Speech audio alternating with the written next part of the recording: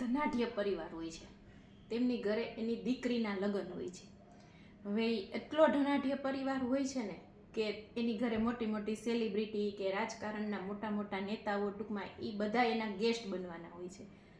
પરંતુ હવે જે દિવસે આનો પ્રસંગ હોય ને તે દિવસે એના કોઈક વિરોધી કે જેની ઘરે કેટરેસવાળા આવવાના હોય કે જેની ઘરે મંડપ સર્વિસવાળા આવવાના હોય, એ બધાને એ લોકોએ ડબલ પૈસા આપી અને આના પ્રસંગમાં ન આવવા દીધા. ટૂંકમાં ટાઈમે જ એ બધાને રોકી લીધા. હવે આ ધનાઢ્ય વ્યક્તિ છે ને એ એટલો બધો નિરાશ થઈ જાય છે કે હવે મારે એન ટાઈમે શું કરવું. ત્યારે એની દીકરીની એક ફ્રેન્ડ હોય છે કે જે એની ઝૂંપડપટ્ટીમાં રહેતી હોય છે, ટૂંકમાં એક નિમ્ન કક્ષાના પરિવારમાં હોય છે અને એની આજુબાજુ બધા મિડલ ક્લાસ લોકો રહેતા હોય છે ટૂંકમાં.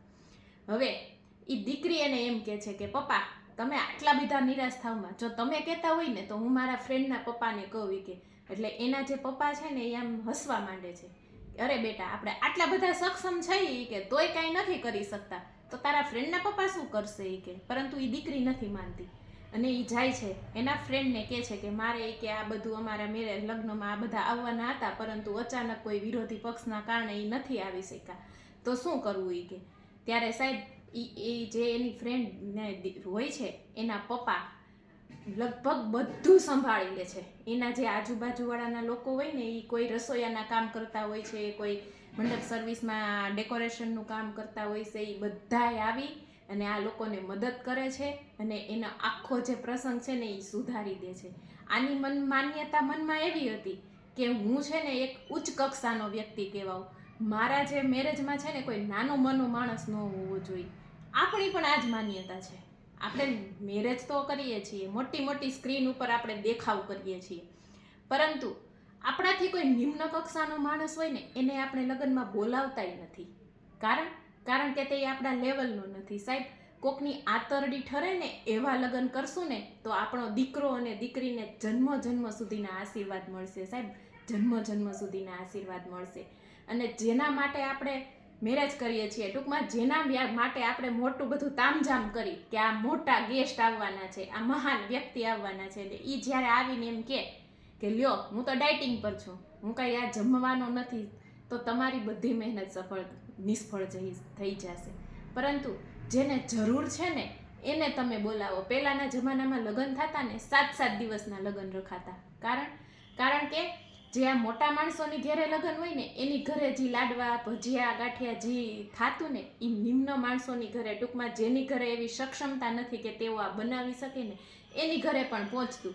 કે જે આ ફુગાવાળો હોય એની ઘરે થોડાક લાડવા અને ગાંઠિયા જાતા અને આ મોટા માણસોના જે લગ્નો હતા. પરંતુ અત્યારે આપણે એનાથી વિરુદ્ધ જ થઈ ગયું છે. અને એમાંય જેના માટે આપણે જઈએ કે જે દીકરી કે જે દીકરો પહેણતો હોય ને એને બોલાવીને એમ પૂછે કે બેટા આ માસી છે, ત્યારે દીકરો પણ જ્યારે પુષ્પાનો વંશજ ન હોય એમ કે હું નથી ઓળખતો, ત્યારે એની મમ્મી વળી ગૌરવથી કે નો ઓળખે ને અટાણના છોકરા, પણ કાં ન ઓળખે? એના ફેસબુકના 5,000 ફ્રેન્ડોને એ ઓળખે છે, તો આ મામા માસી તો નજીકના છે, કેમ નથી ઓળખતા? તો કે એ એનાથી નિમ્ન કક્ષાના છે. એટલે સાહેબ આ વિચારો છે ને બદલવાની જરૂર છે. આપણા દીકરા અને દીકરીને આ બધી ઓળખાણ કરવાની જરૂર છે.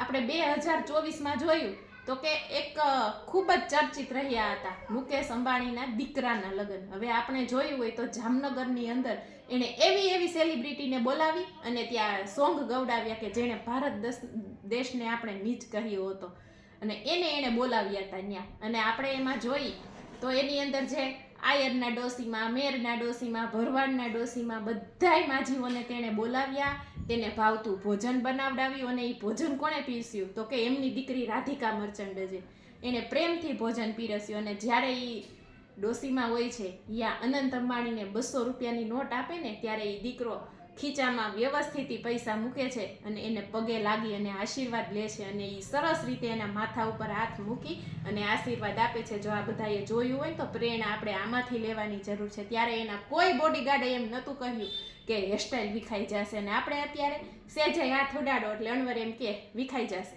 આની હેરસ્ટાઈલ થોડીક વિખાઈ જશે. અખંડ સૌભાગ્યવતી નથી કરી દેતા. અરે પહેલાના જમાનામાં તો રામજી હતા, પ્રેમજી હતા, માવજી હતા, લાડુબા, ડોસીબા, આ બધા છે ને જાનમાં હતા. અને અત્યારે આપણે આપણા વૃદ્ધ જે હોય નાના નાની દાદા દાદી એને તો ખૂણામાં બેઠા બેઠા બોલાવતાય નથી, અને એમાંય જેના લગ્ન થતા હોય ને એ તો એના ફ્રેન્ડોમાંથી જ નવરા નથી થતા. આ રીતો છે ને આપણે બદલવી જોશે.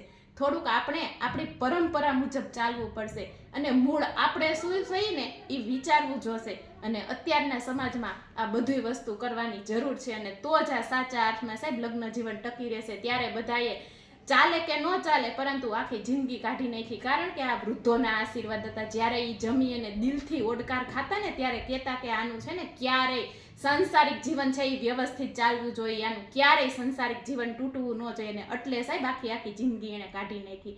અને અત્યારના લગ્ન જ એવા થઈ ગયા છે, મહિનોથી થાય ત્યાં પૂરું છૂટાછેડા. આ મૂળ આનું આ કારણ છે. આપણી પરંપરા મુજબ થોડુંક ચાલવું પડશે, અને આ વિશે આપણે બધાને થોડુંક વિચારવાની જરૂર છે.